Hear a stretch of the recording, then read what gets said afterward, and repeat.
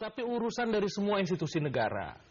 Tadi Pak Sutopo juga sudah bilang betapa negeri kita dari sisi geografis dan lain sebagainya memang sangat rawan bencana. Karena itu BNPB memang tidak bisa berperan sebagai satu-satunya institusi yang berurusan dengan bencana. Tidak bisa single fighter. Tidak bisa single fighter. Dia harus terlibat juga Departemen Perhubungan di situ, Departemen Pendidikan mungkin. Misalnya bagaimana yang harus dilakukan oleh penduduk ketika terjadi bencana. Sosialisasi maksudnya? Betul. Departemen Perhubungan misalnya, masalah transportasi tadi yang disebutkan oleh Pak Sutopo.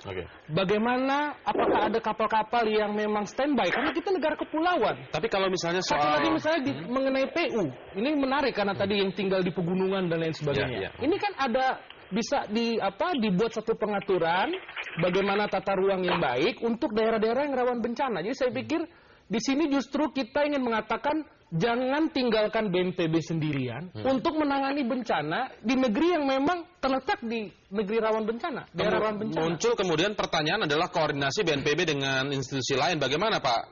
Jadi gini, jadi memang apa yang disampaikan Bapak tadi benar. Jadi BNPB ketika dalam kondisi tidak terjadi bencana memposisikan sebagai koordinasi, dalam melakukan koordinasi. Pada saat terjadi bencana, posisi BNPB dan BPBD dan sebagainya sebagai fungsi komando. Ini yang perlu kita pahami bersama dan itu amanat undang-undang.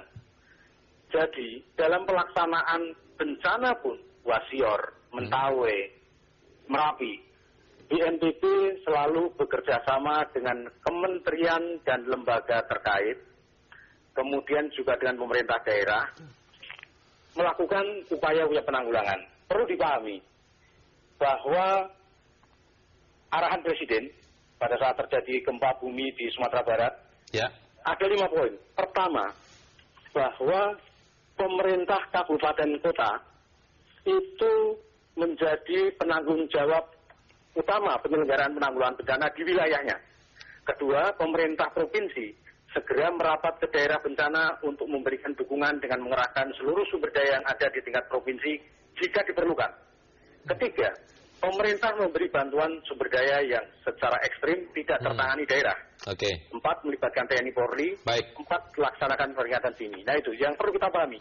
Baik, Pak Sutopo, Anda mengatakan artinya koordinasi ini sudah selesai sebenarnya, sudah lancar begitu artinya, Pak? Iya, sudah artinya sudah dilakukan. Jadi semua bantuan-bantuan dan sebagainya.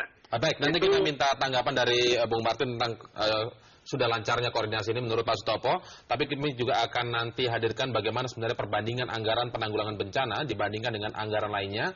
Ada misalnya contohnya anggaran untuk DPR, kemudian anggaran untuk Sekretariat Negara. Kami akan hadirkan saat lagi.